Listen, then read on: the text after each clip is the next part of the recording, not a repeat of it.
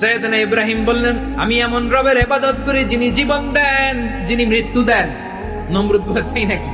আমিও তো জীবন দেই, আমিও তো মৃত্যু দেই।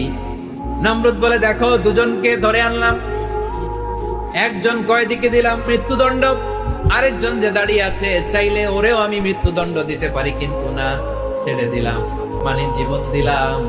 দেখো ইব্রাহিম, তোমার চোখের সামনে একজনকে মৃত্যু দিলাম, আরেকজনকে জীবন দিলাম। আল্লাহর খলিল ইব্রাহিম বললেন, নমরুদ, বুঝলাম তুমি জীবন দাও, মৃত্যু দাও, দেখলাম।